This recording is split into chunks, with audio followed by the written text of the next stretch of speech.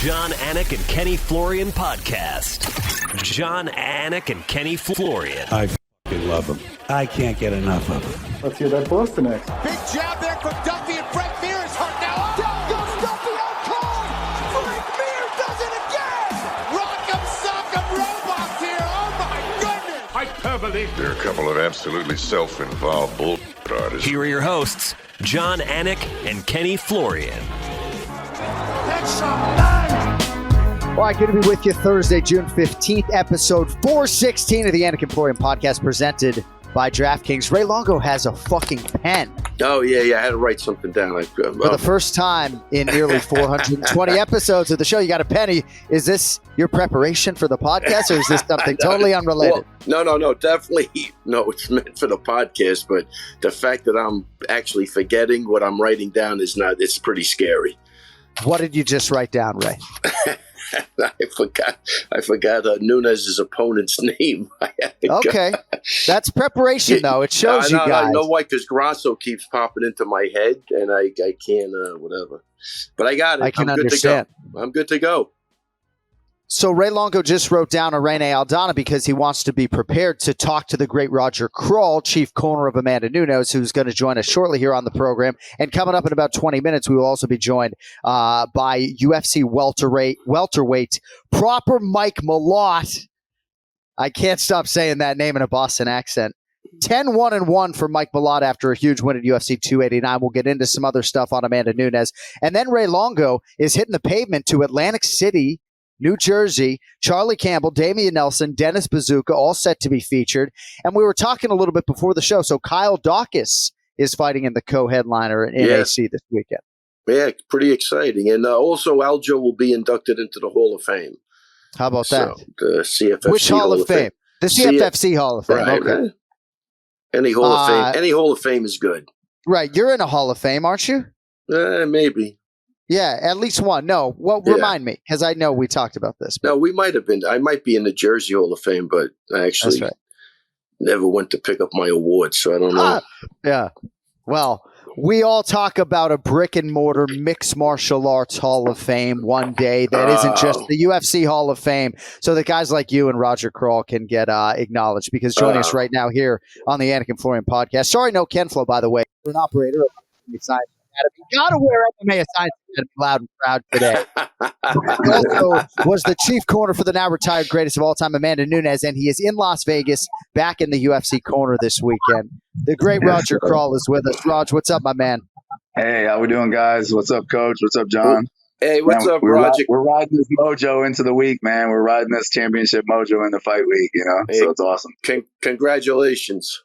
Thank you, Coach. Appreciate it, man. Yeah, I'm here in my room. I tried to, John, I think you know this. I'm not a computer tech savvy guy with my phone. Like, the girls made fun of me all last week. Coach, we're sending you all these attacks. I'm like, I can't even open anything. My phone's like 5 years old.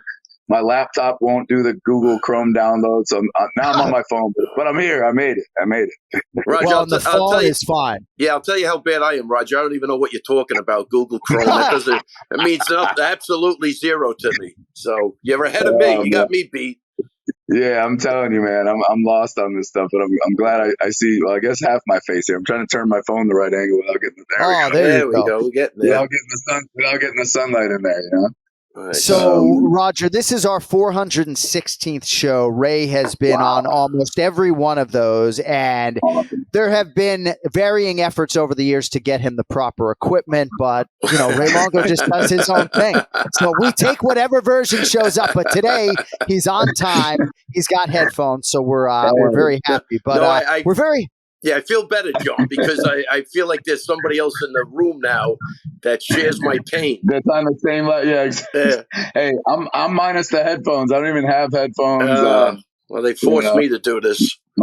My screen's crooked. I got my coffee too, Coach. It's 9:30. I love it. This is real. This is what real is. Oh, you want some bullshit cookie cutter crap in here? Real. Let's go, Roger. Let's light them up. Go ahead, John. I'm sorry. I interrupted, John. Sorry. No, you're good.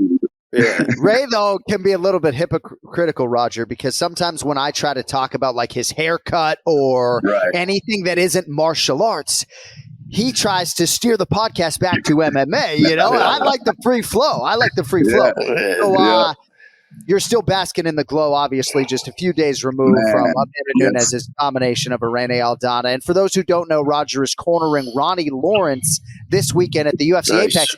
By the way, man, second fight of the night. Is that right? Second prelim of the night? That's right, man. But hey, the kid, he's going to start the show with a bang, you know what I mean? So, hey, he had a couple shots on like pay-per-view cards. Obviously had a bad fight the last fight. Only the coaches and fighters really know what goes on in these training camps, man. This kid had a staph infection. We should have pulled him from the fight, but we let him go ahead and fight, and he lost that tough decision. 3-1 now in the UFC. But the kid is really special, man, and we're looking for something special on Saturday. Make a statement. 100%. Ray, I know, is going to get into Amanda Nunes and everything that was your last 8 weeks and your last fight week, but I just want to stay on Ronnie the Heat Lawrence if I could, because in preparation this morning, I read a quote from him, and now Ronnie is starting to come clean, for lack of a better way to put it, right? He's starting to come out with some of the health issues that he's dealt with. I think, Roger, in some part because you might get some help, right? Like my son has feeding issues, and no sooner do I go public with it, I got all these people coming at me with solutions. So I want to read you this, Raj, from Ronnie, and then you can sort of tell us what you know about this. So direct quote from Ronnie Lawrence: "The last 2 or 3 years, I couldn't figure it out, but I kept getting what I thought were ingrown hairs in my beard.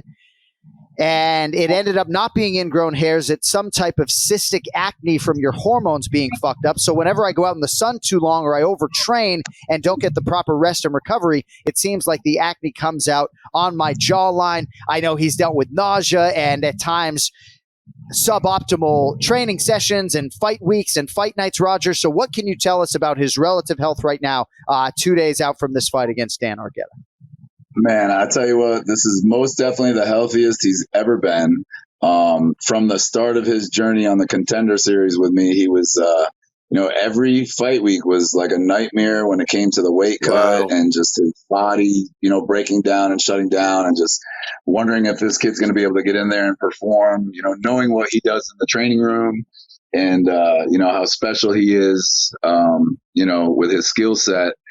But, not being able to really show it because of this, this issue that he's dealt with, you know what I mean? And he has, went out there and done fight of the night performances, with that, so the last fight I felt horrible as coach because I didn't pull the fight, but it's like the kid literally did it 3 out of the 4 UFC fights where it was like a terrible weight cut. I mean, almost, to the point of, getting, like I said, the not really a staph, but those infections he gets are so bad and so draining, you know what I mean? And just to watch him go through that and show up and push through the fight, And the fight before this, he actually was on weight and he had such bad cramping that this was when we were back at the Residence Inn. He could not make it down to the scale to weigh in. I'm just trying to get this kid paid his show money. And the ambulance had to come up. They carried him from the bathtub to the stretcher to the hospital, you know what I mean? So it was like, he's had definitely a rough part of the journey getting to this point. But I think, like I said, now he's got it figured out. Now we got his training. He was doing a ton of overtraining. Now we got it pretty much down to a science. His weight is the best it's ever been. I think we're going to have the best cut he's ever had. And, and just get to go and do what he can do, and show what he can actually do out there. Yeah, and I'll tell you, Roger, I'm sure there's nothing more frustrating when you know what your guy can do, but he's dealing with injuries. And look, Weidman, 30, he's up to 30 surgeries. 30. Right. I mean, it's insane. Like, I don't know if he ever fought one fight healthy. I know, but you can't say that because then people would bitch at me like, well, you said the guy was in good shape. You're like, I'm going to start telling you what his injuries are now before the fight. Like, it does, you know what I mean? Like, you're damned if you do, you're damned if you don't. But sometimes. And that's how it is, man. Right. Yeah, that's how it is. And sometimes coaches are making excuses for the guy, right? Yeah. Without a doubt. But you are telling the truth at that point. Like, sometimes the guy I see 3 weeks out or 2 weeks out, he's unrecognizable after the weight cut, and if he's got an injury, it just sucks, man. It really does. So hats off to Ronnie Lawrence because he looks like an Energizer bunny to me. That kid too. He looks like he can do everything. Yeah, he was usually by this day he's done. Like we went out for a nice walk this morning. Like we were still going to train this afternoon. Like he's really really looking great. I'm super excited for him. Good for him. Roger Yeah, Krahl man. with us here on the Anik and Florian podcast. So, total domination for the Lioness Amanda Nunes, and she goes out in style. It seemed as though, Roger, there was some rumbling as fight week was going on that maybe she was going to retire. And it certainly flies in the face of a lot of the conversation that the four of us had, you, me, her, and Nina, at the Lioness studio the week before the fight. But essentially on the final time we saw her in a UFC locker room, I did write copy to it, and I said, coming up, our final act, and might it be the final act in the career of Amanda Nunes? So you probably had more insight than most into this. And now when I look back on the fight week, a lot of it does make sense. But how much did you know about, her potential to walk away if she dominated last Saturday night? Man, Amanda is super, super smart. She knew exactly what she wanted to do. She didn't want the retirement to be like the main issue of fight week. Obviously we wanted to focus on the fight, and her thing, at that stage, it was just to enjoy the journey, man. You heard her talking about it from the time that she left ATT. When she came back and she wanted to start the Lioness studio, that was her main goal, was to just enjoy the journey, enjoy every day going to the gym, enjoy the process, and just really be blessed for what we get to do, you know what I mean? And not have have it be not an environment she wants to do. So she's the one that created that environment, you know what I mean? So she knew going in, obviously, when they made the change from the Pena trilogy back to Arena Danya, she knew that was going to be it. She really didn't even discuss it, honestly, with the coaches. That week, I was, Cesar Carnero from MMA Masters, which was her first coach, when she came to Florida, good friend of mine. She actually, told him and Daniel, and I happened to be kind of there. So me and Cesar, that was probably on Wednesday. But really, I never mentioned it to her. I just let her do her thing. We focused on the fight, and she was so into just being in the moment. And I think that's, obviously as coaches, that's one thing we're always trying to, tell our fighters is, you gotta stay in the moment, man. You gotta enjoy the whole process, and especially obviously how important is that in the actual fight, you know what I mean? To be in there, So yeah, it was just awesome, man. I'm still cheesing. I showed up here. I got home. I heard your travel is terrible. My travel is a nightmare too. I got stuck in DC. I got home super late Sunday. Spent the day home Monday. Came out here Tuesday. I mean, yeah. How many trips have you been on like that, Coach? Right? So I rolled in basically too many. On Tuesday. Like, guys, let's go. We got this championship mojo. Let's go. Let's just carry it in all week. Yeah, but Roger, it might have been big, but it's a lot better with a win than a loss. Yeah, absolutely. A win makes that those travels are terrible. For sure, no doubt. It's a horror show. You're coming home on a win. I don't really care what happens on a loss. It's just magnified, and you're miserable. Yep, miserable because you're thinking about shoulda, woulda, coulda the whole way. Yeah, without a doubt. So I do want to get into the fight a little bit, and we appreciate Roger Krahl joining us from Vegas here early in the morning, a couple days out from Ronnie Lawrence fighting there. But in terms of this result, certainly it stands to reason that in 18 to 24 months, there could be some world beater 135-pounder that Amanda Nunes, the ultimate competitor, may want to beat. But this feels very final to me. Had Irene Aldana done something spectacular and knocked out Amanda Nunes, and this not been the perfect note on which to go out, do you think it stands to reason, Raj, that Aldana and Nunes are running it back and she's got one more in her? Absolutely, man. Amanda, we know, man, she wouldn't have wanted to go out like that. Just like she wasn't going to go out if it was the trilogy with Pena. If she would have smashed her, she wouldn't have gone out like that either, just because she didn't want to retire on that note. You know what I mean? She wanted to retire on this note. So and she really, look at the history of our sport and what we do. One of the few to actually go out like that. The only to go out as champ, but to go out on her terms, you know what I mean? It's just awesome. Love it. That's yeah, man. And we've seen for years all these kids, all these people, they get in there, they make their little bit of money, they spend it just as quick, but her and Nina really, what an awesome family. Just so happy for them and just so proud to to just be a part of it. You know what I mean? Just be a part of history. You know, it takes a few days to kind of settle in, like what she actually did, you know, in the sport, but just in the fight, and just her fight IQ, and just everything makes a coach's job real easy. You know what I mean? It's like everyone's trying to look for. She's just awesome. You know. Yeah, it was a perfect performance, and we could spend a quarter of an hour talking about the force that Nina Nunes is in her own right, sort of the general manager of this whole operation. But as far as the fight goes, Roger, how did it play out relative to your expectations going in? Because a lot of people, while we want to credit Amanda, did feel underwhelmed by Irene Aldana a little bit, especially maybe late in the fight when maybe we felt like she could bite down on the gum shield and take a few more chances. Yeah, I mean, hey, that's Amanda's doing. You know what I mean? Amanda's the one that dictated in there.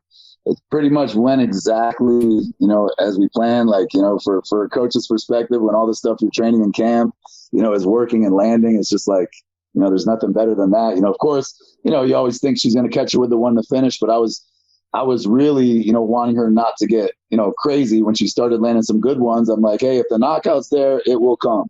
But what I don't want is you to tag her once and then just start, you know, get into a slugfest, you know, which could have been a little bit more dangerous. But, you know, Amanda just masterful. You know what I mean? She knew exactly right from the first stab kick, that first front kick of the fight. You know what I mean? She caught her in the body, and we worked so much on that, on you know, her keeping her spacing and her distance. And we knew Irene was going to walk forward. We knew she kept a very high guard, so her body would be open. But just the way, like, Amanda, her movements and stuff just kind of walked her into everything, you know what I mean? And just, you know, again, her vision and her fight IQ is just off the charts, you know what I mean? So it's like, you train stuff and she does it, you know, I make a call, she lands it. It's just like, you know, those type of fights are awesome, man. Perfect. Those type of fights are the best type of fights, man. So. Yeah, I don't think it could have been, you know, with the exception of KOing her, you know what I mean? It couldn't have been any better. So, Ray, one thing that Roger mentioned at the airport was Amanda just pointing her toes at his midsection for the last 2 months, you know, even through maybe 4 inches of padding. It's not insane what you guys go through. Yeah, it's not pleasant. Trust me, it's not pleasant, you know. Yeah. When you can stab somebody in the solar plexus with your toes, it's pretty good, man. I'll be honest with you. But yeah, no, you have to. I can't take the beatings like I used to, Roger, anymore. So I kind of dictate a little bit more, get guys to hold. But I do miss those days. You know, I wish I could do it, but it's getting to the point. I can't get kicked in the leg anymore. You know, so it's crazy. But hey, real quick, I saw that. Yeah. Yes, go ahead. No, I was going to say, I saw that you were at the Degerberg Academy. Is that correct? Oh, that was Chicago? That was in Chicago, I think 2015. How long were you there for? I was there for just a weekend, man. I got they promoted me to like 5th degree, and I kind of you know, I was originally a karate guy. You know, I was a karate kid in the 80s and 90s. I came from Kempo, and then you know, after so many years and stuff and getting promoted in those type of styles, I was just like, man, this is not even what we're doing anymore. We're doing MMA, you know what I mean? So we kind of created our own system, as I know, you know, you guys have as well, as most of our, you know, academies do. And it's like, I kind of wanted to get a credit and lay a foundation for being able to promote my guys, you know, up in some type of system. And that's kind of really where the MMA Science, you know, came from. It's just being able to have a ranking and a level system for mixed martial arts, you know, like they've always done, you know, back to the days of Junri and Taekwondo. And Ed Park. John doesn't know who you're talking about. John has no idea. No, why I bring up the Degerberg, because I know he used to bring in all the Jeet Kune Do guys back in the day in like the 80s. Yeah. I don't know if you were a part of that or not, but there were some really talented guys that I still hold near to my heart. You know? Yeah, well, Dan Inosanto, who was like big time. Main guy, he signed my, you know, certificate for 5th degree. So all of us. That's what I'm talking about. Love it. That's the old school, man. Oh man, that's what I say. We're leaving people in the dark right now, but those were those were really good times to me, man. Everything was new and fresh, and you know, the seminars were always good. Like Dan, I always thought was probably the best martial artist I've ever seen in my life, only because he had such a wide knowledge. Phenomenal martial artist. Man. Phenomenal. And started doing jiu-jitsu with the Machados probably in his late 60s, which is crazy. Right. You know, maybe early. But, yeah, great times back then, man. Really good times. So. No, Ray's actually. And to see the guys like. Go ahead, Roger. Go ahead. No, I was saying to see like guys from that era have kind of the foresight. Without a doubt. Sorry. Yeah, I'm on my phone, like I said, because I couldn't download the thing on my laptop. But those guys in that era that had the foresight to kind of maybe forecast a little bit the evolution of MMA, you know, 100%. was just 100%. Yeah. And even me, I came from a karate school, like a sport karate school in upstate New York. A guy, Steve LaValle, who was a black belt. Sure. From the lineage of Ed Parker, really. But even in those days, in the early 80s, you know, he was, you know, boxing, and my coaches were kickboxing for PKA. And it's like, you know, I think my first seminar I ever went to was like Joe Louis, you know, as a kid. Yeah, sure.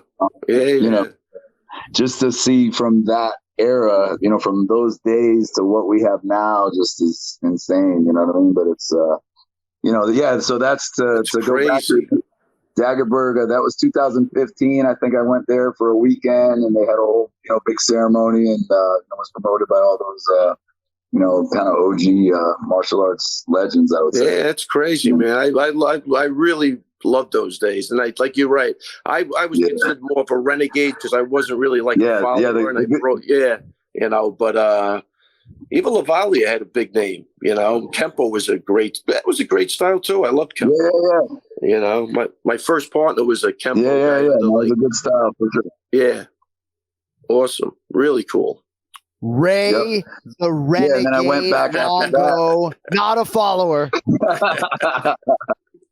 Well, you know how it was, Roger. Those guys would do seminars. Guys were following them all over the place. But I just was never that man. I always knew there's always a better way, and I thought that was the Jeet Kune Do way. You know, always to look and you know, improve on your attributes and shit like that. So it kind of worked for me. So I'm happy.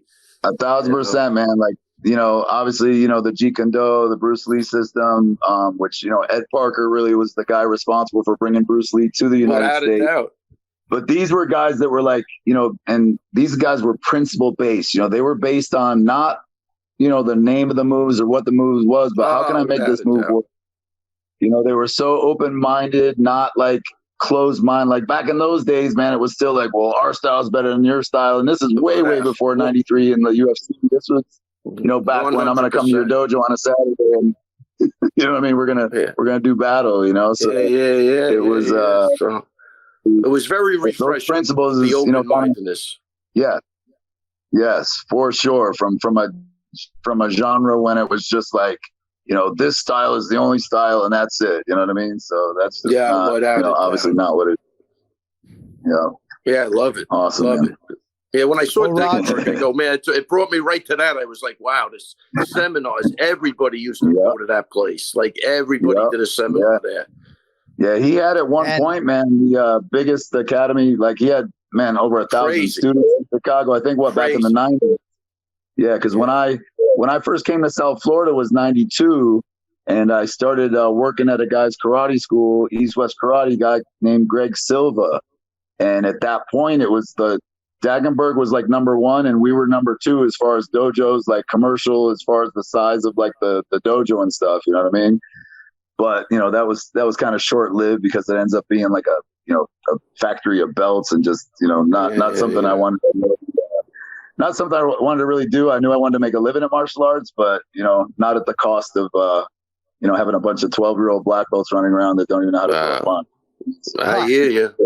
Yeah, I never got the commercialization side down to my school ever. Still to this day, it's not working. I keep mine small now, family based. I mean, we have a great team, great coaches, and just, you know, trying to teach, you know, way more than just the martial arts skills, but bringing up this new generation of kids and just teaching them the martial arts way and the discipline, respect, and everything that goes along with it. That's Really what we're cool. about down here, you know. Yeah, man. And if you want to see my son Hunter, 4 years old, you can find him at the MMA Science Academy class next week, Sunrise, Florida. And if you want to follow Roger on Instagram, I would go to @MMA Science Academy. Raj, you know we go way back. You've been at this a long time. A lot of people know you from way back when. American Top Team, Sunrise, no longer affiliated. It's the MMA Science Academy. This man has been at it forever. And, you know, I was so excited when Amanda aligned with you to this extent. And I'm just so happy to see, you know, her ride off into the sunset with you right there alongside. So congratulations. Enjoy it. Get a fucking W with Ronnie Lawrence, and we'll see you with the Academy next week, brother. Man. Awesome, Roger. Really nice talking to you, buddy. Good luck this weekend. Coach, pleasure, man. Pleasure. Awesome, man. Thank you, guys. Awesome. Congrats. All right, there he is. Do it. Roger Krahl with us here on the Anik and Florian podcast, and Ray Longo trying to get Ken Flo fired by doing research on Roger Krahl today. I mean, you're digging deep, man. I'm impressed. I got you back for last week when I stood there like a Momo and didn't say a word. All right. Well, I know I have 15 more minutes with Longo, so we're very excited for him to be a part of our next conversation, because now with us on the guest line, and with us, of course, right on the screws at his scheduled time, because everything he does right. One of the big stars last weekend at UFC 289, UFC welterweight contender, proper Mike Malott. I'm just excited seeing your face. I can call you a welterweight contender, even if it's a number 16 or 17 that I don't see on my UFC rankings. Congrats on a huge weekend, man. Beautiful. Obviously, there was a lot of pressure on you to perform, and we're very happy it went the way it did. How have the few days since UFC 289 been for you, brother? Thanks for having me on, gentlemen. It's cool to be on with you. And Longo, thanks, Ben. I didn't know you were going to be here. This is awesome. Hey, Mike, I will say one thing. You have to have a hard time selling anybody you're a fighter. This is a model. I feel like I'm looking at a model, John. This can't be a fighter. Do we got a guy from Ralph? It looks like a guy from Ralph Lauren. I mean, this is crazy. No, but congrats, buddy. I thought you looked fantastic. And I tell you, when I'm watching you fight, I'm thinking GSP, man. I think you're really, and with more finishing skills, believe it or not. So I think you're right on the money, man. Love watching your fight. Thank you so much. That means a lot. That's really nice to say, man. Thank you. Sorry, what was the question, John? So I guess I'm just curious, like in some respects, it's like walking into your new life, right? I mean, I'm sure you're getting stopped in Canada at times, but you know, this show in a lot of respects was built around what you could do in your nation, and obviously the 5 athletes that competed before you held serve as well. But how does it feel to sort of live up to the hype and walk out the other side?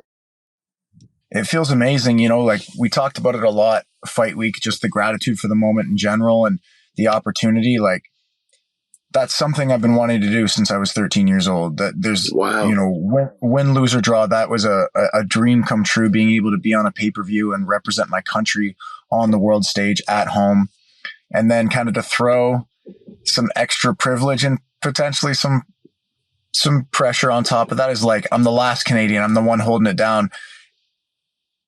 It was pretty clear that I was kind of the one being marketed as like, this is the Canadian maybe we should be watching, you know, from the UFC's perspective. It seemed like they really were trying to push me, and I'm super grateful for that. And man, I'm so glad it went well. Like, you know, it's like, you know, you try to just keep things in mind. Like, of course the crowd's going to play a factor. And for me, it played a positive factor. I love performing in front of people. And it, you know, part of me was thinking like, okay, it's going to be a big crowd. And even when I walked out there, I'm like, I visualized it bigger. I can go a lot bigger. Like, we might have to do the Rogers Center in Toronto at some point and do 55,000 again, like they did for UFC, you know, 129. Like, I could do that. I could double this easily, you know? But it was amazing, man. It felt so good to walk out there. Aside from, you know, the fans almost taking me out, on the initial walk, you know, once we got past that, it felt amazing, man. Like, feeling that support from the crowd, feeling the support from the fans and everything all week leading up to the event. Like, you know, we couldn't leave the hotel lobby without having a ton of fans come in saying like, hey man, we believe in you. We're happy for you. We're excited to watch you. And, you know, you can go a couple of ways with that and view it as pressure or view it as privilege. And, you know, we were just all week long, like, pressure's a privilege. This is, a blessing to have this opportunity. And I just got in there and felt really loose. Like, it didn't feel like the moment was overwhelming at all. Of course, like, fight week's a lot and fight day is a lot, and everyone has, ups and downs throughout the day and good moments and bad moments. But we put so much work into the mental preparation for this fight and the physical preparation. Like, the fight before, the February 25th fight was the best I'd ever prepared for a fight. And I was like, man, is it ever going to get better than this? Like, is this as good as it's ever going to get? And this last camp blew it out of the water. Like, we found so many little things to adjust to make the camp so much better. I was like, oh no, I'm so much better prepared for this fight than I was the fight before. And the fight before that had been my best performance to date. And I felt like this one was probably my best performance to date.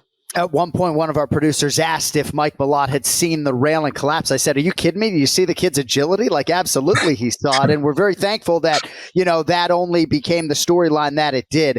I have so many things I want to get into with you, and I promise I'm going to let Ray Longo get in here. But in terms of this particular physical challenge in Adam Fugit, right? Sometimes there's a negative connotation when somebody says showcase fight, right? Yeah. And it can mean, Mike Malott's a 6-1 favorite to beat Adam Fugit. Longo, that better not be your fucking dog. It better be Malott. Well, I'm in a car, man. It's not mine. This guy, he's doing an interview from an Uber. How big can I possibly be? He's in an Uber right now. All right, I'm going to try to stay on track. So Adam Fugit, though. So you're minus 200, so it's not as though you're some overwhelming betting favorite. Right. Adam Fugit's a good fighter, albeit not with a wealth of UFC experience, right? So, I felt like you handled this fight exceedingly well. You said to us, he's got no major holes, but I believe I can, force a mistake, and you certainly did. But what were your overall thoughts on the short fight that we did see here? So kind of the fight before the fight, like you guys were asking me, he made some fair points where he's like, look, everyone's kind of counting me out, but I think it's kind of an even fight. I saw, and he's like, I see a lot of, afterwards watching some of his interviews, I don't pay too much attention to what my opponents are doing. I prefer to focus on myself. So I went back and watched some interviews and just kind of, been focusing, on things we can do moving forward throughout the fight. So I saw him say, he's like, we're actually kind of similar fighters in certain ways. And there are some distinct differences, but I do see a lot of similarities between us. And, he is a very high level fighter. And like you said, he doesn't have a lot of UFC experience, but he had the same number of fights as I did, right? So we both had 2 fights in the UFC. He's actually had considerably more UFC cage time than I have, right? He had the 3 rounds with Morales, taken on short notice, a fight that I had him winning. I had him up 2 rounds going into the third, a fight that he took on 9 days notice. And he's a big welterweight. Like, he struggled to make weight for our fight. He was the last guy to weigh in. He looked drawn out from what I'd heard. So, you take a fight on 9 days notice against a 12-0 kid, your first time in the UFC on a pay-per-view in front of a crowd. You've got to lose all that weight in 9 days. You don't get to train for it. Like, that's a lot to deal with. And to still have an excellent performance against a good guy. Yeah. That tells me a lot, right? He's a Muay Thai champion. He's came from a Muay Thai, who's a Muay Thai champion that also comes from a wrestling background. That's dude, that's a well-rounded guy and a brown belt in jiu-jitsu, competed in professional jiu-jitsu for Submission Underground. Dude, okay, this guy has every box checked. It's not like this guy is athletic with power and a good sprawl. This guy's got answers everywhere, right? Plus the physical boxes that he checks. He's got a 77-inch reach. He's southpaw. He's technical, but he's also kind of awkward. It's dude, those are tough things to deal with, right? So there was a lot going into this, and then to add on top of that, no one in Canada's given this guy a shot. He's not a well-known name, so people are thinking it's a showcase fight. They're just teeing Malott up for an easy win. It's dude, this is the UFC. There aren't easy wins. This guy's good. Right. This is a legit fight. And then just add that pressure of okay, everyone's expecting me to walk through them. So even if I win a close decision or a close back and forth fight, that's going to seem underwhelming, So there was some pressure to put on a serious performance, and on top of that, where's your career going to go after, and some sponsors, and we started working with the Nelk boys. That was just getting ironed out. So I'm okay, well, I need to put on a good performance to make sure this stays, and some good things happen in my future. but also at the same time of like, you know, we talked about acknowledging every potential outcome. It's like, dude, I love my life, and the outcome of a fight isn't going to change the things that truly matter to me. You know, I get to do this. This is a privilege. At the end of the day, I have an amazing family. I have an amazing fiance. I do what I love every single day with people that I love. My coaches are like the people I'm closest with in my life. So every morning I get to wake up and do my favorite thing, perfect martial arts with my favorite people. And I get to come home to my family and my fiance every day. Like, an outcome of a fight's not going to change that. The only thing it can do is like add to it and ensure that I get to continue to do this with my life. So, you know, I try to shift the perspective and recognize, you know, the privilege that's in front of me, and then, you know, let go of everything and be like, look, man, at the end of the day, there's rankings, there's money, there's this, there's that. It's just a fist fight in a cage. So get in there and fight this dude. You know how to fight. I feel like I understand. I feel like I understand MMA really well, and coaching for a long time at Team Alpha Male, I think helped with that a lot. Helped me understand fighting. So 100%. Yeah, I think 100%. You know, I might have done it a little bit backwards. You know, most guys are fighters and then get into coaching, so I kind of did it a little bit backwards for most guys. But I feel like there was a lot of value in those years of coaching, a lot of value in those years of planning with teammates and planning for fighters and making those 20 some odd walks as a UFC coach before getting into Contender Series myself. There was a lot of value in that. And the walk this time, again, other than the almost accident at the beginning, felt very familiar, and it felt very comforting. Like I felt very calm on the walk. And as we got closer to the fight, the more relaxed I got. And once Bruce Buffer called my name, and once, Big Dan said, all right, you ready? You ready? It's like, buddy, I've never been more ready. Tell me to go. Let's do this. Yeah. Man, I tell you, a lot, John, there's a lot to unpack there, believe it or not, but what really beautifully put, well said. Man, I could tell you're a grounded guy. You're in a good spot. Your priorities are in line. But the thing with the teaching, and I make my fighters teach, because, you know, that's the old saying, you want to get good at something, teach it. And it will help you become bulletproof in every area that you're teaching. So for what you did go, like you said, doing it backwards, man, I think you're looking superb. Your head's on the right, your head's in the right spot. Technically, I think you look great. I mean, I don't know. You got a great career ahead of you. And I kind of like the way you did it, because I think it makes logical sense. And I tell you, I think even Aljo teaching at the school, he would go over the things that he wants to work on too, you know, that are part of MMA, just made him better and better. Weidman, I remember before he even, maybe he had one or two fights, I took him to corner with me just so he got used to the UFC. I wanted to experience that. Like you said, by the time you're walking, you already made that walk 20 times. Yeah. You know what I mean? I think it's a fantastic story. Love it. Love listening to you talk. I think you're dead on with everything you're saying. Dead on. Yeah, really good stuff, man. Ray, I know you got to get to the gym. Get on out of here. I'm going to spend 10 more minutes with Mike Malott. We'll talk to you again on Monday. You're the fucking man. Awesome. And Mike, really was a pleasure. Love listening to you talk. I'm glad I got a chance to stay on and hear your story. I think it's fantastic. Keep doing what you're doing. You're the GSP of Canada right now to me. Keep it going, buddy. And keep your priorities in order like you already have. All right, guys, I'm out. Take it easy, John. Thank you, Coach. Take care, Mike. Take care. UFC welterweight Mike Malott staying with us here on the Anik and Florian podcast. And as your fights get bigger, we'll be able to tell more of your story, right, in terms of this passion to compete being reignited, right? Because you first set foot at Team Alpha Male in 2015. And correct. At that point in time, the goal was to get to the UFC right then and there. And at some point there was a pivot, yes? Yeah. So I first got down to Alpha Male 2015 as a featherweight, which is funny to look back on and think about that. But fucking monster at 145 pounds, folks. Yeah, it was weird, man. I was a bit of a late bloomer and just started my career at 45, and it made sense at the time.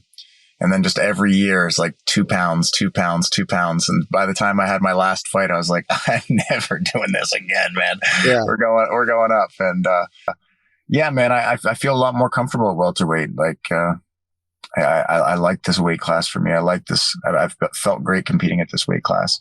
But yeah, the goals shifted. You know, I got down to Alpha Male with the intention of becoming a world champion and getting into the UFC and chasing those dreams. And I guess the goalpost shifted at a certain point where I felt burnt out and my priorities changed. And it went from being a young, invincible kid to just feeling like I honestly just didn't want to do it anymore. I got to a point where I was like, dude, I'm about to, I'm looking for a fight because I feel like that's the next logical thing to do. I'm like, okay, well, if I win another fight, maybe I get called to the UFC. And like that idea didn't excite me anymore. I was like, all right, well, how long do I have to do that before I get to stop doing that? It was like the point that I got to. I was like, dude, this isn't baseball, man. This isn't soccer. Like, if you're not enjoying this, don't do this. Right. And I was making $800 and $800 to fight at the time. Right. Like you're putting all this work in and doing all this stuff for, by the time you pay everybody and costs of camp, you're in the negative every time. Right. So it's like, why am I doing this? And luckily got into coaching and Faber and had a role for me. And I got to just live a dream life for a while, helping my friends and traveling the world and training and learning new things and, messing up in the corner and having fun. I was telling one of my cornermen yesterday, so it's his first time cornering in the UFC, right? He's an elite level jiu-jitsu coach and he's been a jiu-jitsu coach for a long time. He's been working with me for a few years, and he's been for a long time, for like 10 years, but he's been working more with mixed martial artists the last like 4 years. And this was his first time cornering at the UFC. I kind of actually, like Ray said, I brought him with me to California to train and then coach some guys that he didn't know. I'm like, just make the walk with me a few times, especially because you're going to start coaching more and more. Like, get comfortable, do like 100 walks to fights, even if they're amateur fights, right? Get used to it and you'll be more comfortable. So it was his first time coaching at the UFC, and he's such a like good-hearted, honest guy. And he's like, man, I just want to do well. I want to make sure. I'm like, dude, you're going to do great. Don't worry about it. And when we were chatting after, he's like, yeah, this is how I thought I did well. These are the things I want to work on. Or, maybe I'm overthinking. I'm like, dude, you're overthinking it. You did a great job. And I'm like, you did way better than I did the first time I went between rounds as a coach in the UFC. The first time I went between rounds as a coach was with when Darren Elkins fought Alexander Volkanovski. So first things first, let's talk about my first 3 cornering experiences. Right. First fight, Teruto Ishihara fights some unknown Russian guy named Petr Yan, making his UFC debut. Brutal. And the second one, Darren Elkins, who's ranked at the time on a 6-fight win streak, takes a fight against an unknown Australian, Alexander Volkanovski. Fight number 3, Cody Garbrandt fights for his title again against TJ Dillashaw. I'm like, damn it, man. Like, can we just like get somebody beatable, please? Right. But yeah, so second fight, I'm cornering Elkins. The first fight I cornered didn't go between rounds. Second fight is the Elkins fight. And with like 5 seconds left in the fight, or in the round, the first round, Elkins gets caught badly and gets like held up by the cage, kind of covers up for a second, and the ref jumps in. I'm the third guy, right? Like, I'm number 3. So the other 2 coaches go in and one guy stays out of the cage. And I'm like looking at Elkins. I'm like, is he okay? He's wobbly. Shit, he's wobbling. Is he all right? All right, they're getting him on the stool. Okay. Is he hurt? And I'm like, what am I doing? I'm still in the corner. Get up behind the cage. It took me like 15 seconds. Like, I was so like, shit, is he hurt? It took me like 15 seconds to realize, like, oh, I'm supposed to be up behind the cage, bolt up the stairs. And right as I get there, Danny's like, and then this, Malott, go. And did just realize that I had just gotten there. I'm like, okay, cool. Nobody realized this, gave him some advice. How about that?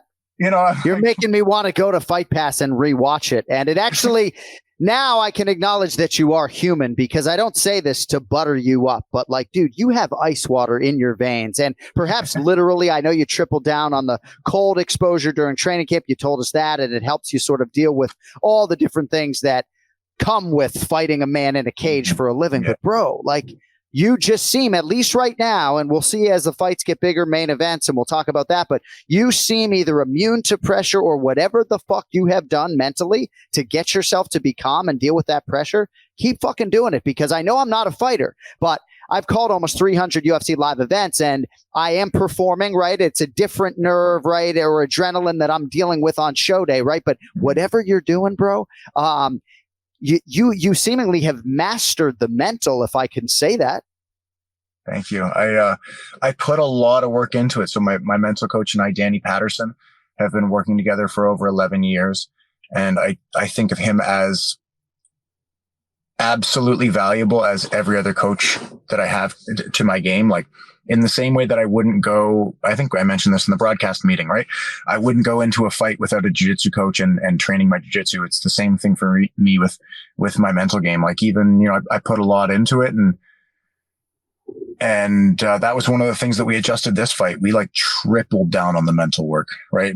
I put so much mental training into this camp.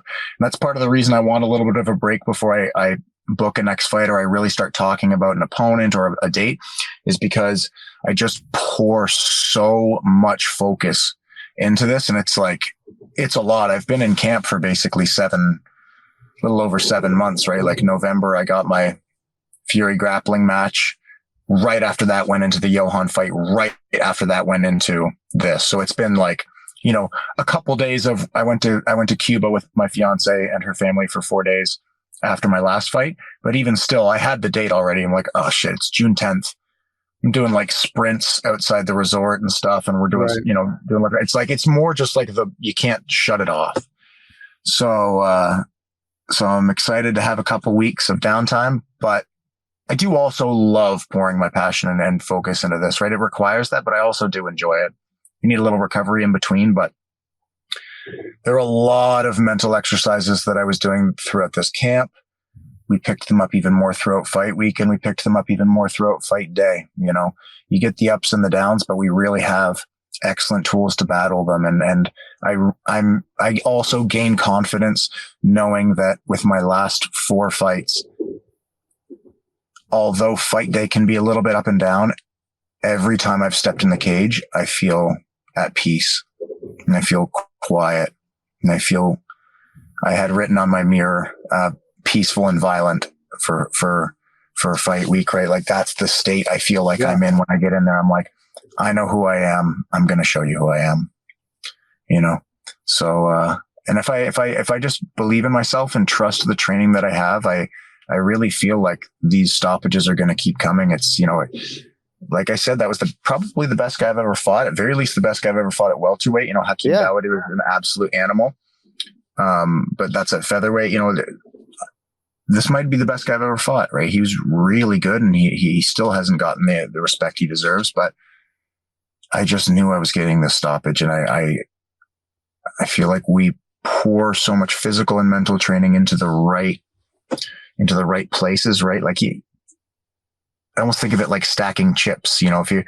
There's maybe 10 categories in MMA that kind of encompass MMA, and you get like a certain amount of chips. There isn't enough time to allocate for everything to become a 10 out of 10 right away or quickly. It's like, where do you want to put the chips this week or this fight or this training session, or where do you want to allocate your resources? And I feel like we're doing a really good and efficient job of improving and sharpening, like finding new things to learn without constantly jumping to the next flashy thing, and refining the things that we're already good at in the basics without being too simple and not learning enough, or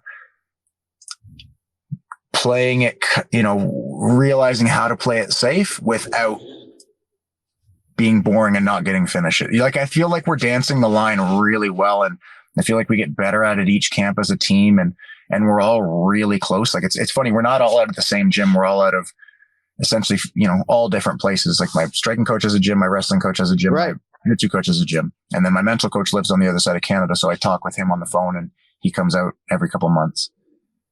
So much of my prep today, bro, was like rooted in your coaches, because Krahl and I go way back because of him as a UFC Cup man. So I've gotten to know him, and just talking about Chris Prickett, Niagara Top Team, and this wrestling heavy gym that was rearing its head all across that fucking arena on Saturday night, right? Like I could talk to you for hours, right? Even just about the dynamic with your coaches. But I do think the calendar right now kind of will allow for you to maybe just chill for 6 or 8 weeks, right? I mean, you got Ian Gary, number 13, fighting 8th ranked Jeff Neal. That's in August. You got Jack Della Maddalena, who's 14th, fighting Sean Brady, who's number 9, Michelle Pereira, Stephen Wonderboy Thompson. Let me close with this in being respectful of your time. You graduated university in Halifax. There are rumblings of a Halifax show later this year. Does a main event interest you at this point? Do you not want to fight 5 rounds for your next fight, right? It would seem to me like you are on a trajectory where at some point there's going to be a main event in Canada that could come your way. So what's your appetite for ranked opposition versus a UFC headlining spot and all of that before we let you go? Honestly, I hadn't even really considered that they would go main event yet. If that's what happens next, I'm down. Like I said, every jump that I've been doing feels like a massive jump. Right, main event contender series, fighting a 10-fight veteran in my debut in a sold-out arena, then on a main card against another tough Canadian, then the main card pay-per-view. Like, everything seems like a big jump. So at first I'm like, oh shit, main event? Would they do that? Like, you know what? It's not out of the realm of possibility. And based on how we're training and how I've been performing, I think that's very doable. We will be 100% prepared for that if that's what happens. What I do kind of expect is next time they come to Canada, call me. Like, when are you coming back? I've heard some rumblings of some cards as well. And, so I expect to hear about that when they solidify that. I expect to hear from them and say, like, so you're going to be on this card, right? I'm like, oh, of course. But, I kind of expect if it's a fight night, I wouldn't be shocked if I either have the same slot or a co-main event. And if it's a pay-per-view, then the same slot would be amazing. Yeah. Right. That was the biggest fight I could have possibly had at that point in my career. So it's kind of like the Mickey fight again, where I'm like, dude, that was a bigger fight and a bigger opponent than I thought they were going to give me. So I'm curious to see what they're going to do next. Like, where they're going to go. Right. Cause it was like, I thought Mickey would be my third fight, something like that. Like a vet, everybody knows, like I've proved I deserve this spot and now fight someone everyone knows on a pay-per-view. Right. So it was like, man, I feel like, where do you go from here? Cause this was the biggest it could have been at that point. So, I'm more just like kind of excited to see what happens. It's corny, but like one, I haven't seen the movie, but I saw a clip from a movie. It's Robin Williams in something. And, somebody says to him, he's like, yeah, man, I don't know what happens next. I don't even know what I'm going to do tomorrow. And Robin Williams says, right. How exciting. And I'm just like, right. Fuck, well, you know what? Like, how exciting, man. I don't know what's going to happen. I don't know what my next opponent's going to be. I don't know where I'm going to fight next. I don't know what they're going to do with me. Like, how exciting, man. How exciting is our life? Well, and how exciting is it that the fan base largely, and for us, right? Joe Rogan says we're just professional fans, right? We share that enthusiasm. Like, I'm very excited to manifest Mike Malott in a main event here today on the Anik and Florian podcast. One bit of advice, though. You don't need to fight Jack Della Maddalena in Perth, Western Australia. I've been to Perth, Western Australia twice. And just call me before you accept a fight that far away from home, because there's so much that goes into it. It's just far, bro. It is far, man. Like I said, they're coming to Canada probably 2 or 3 times a year. Yeah. I'm fighting 2 or 3 times a year. Call me when you come home. Yeah. Proper Mike Malott. We appreciate the time. Try to enjoy the fruits, man. I know you're enjoying the journey, but after a big win like this, enjoy the fruits with your family. And we appreciate your time today, sir. We'll see you soon. Appreciate your time, too. Thank you for having me on, John. Pleasure, brother. All right. There he is. Proper Mike Malott with us here on the Anik and Florian podcast. So one thing that I didn't get to, and partially by design, oftentimes in this sport, some of the highest profile opportunities and fights materialize on short notice. Even if you just look at Bilal Muhammad individually, his fight against Leon Edwards was the result of him stepping up on short notice. UFC 288 needed a co-main event, and perhaps Gilbert Durinho Burns retroactively regrets that decision to take that fight because his body broke down in that fight, right? But sometimes there are short notice opportunities that materialize, and I do wonder for someone like Mike Malott how equipped he would be to take advantage of one of those fights. I think he's on a tremendous trajectory. He can carry the torch and the flag, I think, for Canada. And even if he loses a fight here or there, you see, not unlike Israel Adesanya and Alexander Volkanovski, mentally he's so forged that he's not so individually tied to a singular result that he couldn't get past it. But I'm blown away by this, man. I really am in the fighter meeting, in the setting today. I'm trying to get in like a cold plunge for like 30 seconds before I perish. This dude's like tripling down on cold exposure during training camp. Tremendous fighter, tremendous coaches, and we're excited to see what Mike Malott can do. Thanks to proper Mike Malott, thanks to Roger Krahl, thanks to a very prepared Ray Longo for checking in today, and thanks to all of you for ingesting this content, either on the DraftKings Network or the DraftKings YouTube channel. Of course, on the audio side, we appreciate every last listener out there as well. We're right back on Monday. We'll recap Vittori and Canadier, and Big Gun Brian Petrie and Ken Flo both back with predictions for the next UFC Fight Night coming up on June 24th. Our producers, Cody Merrill, putting it all together. Thank you all for listening, for watching. I'm Jon Anik. Until next time, yo fucking later.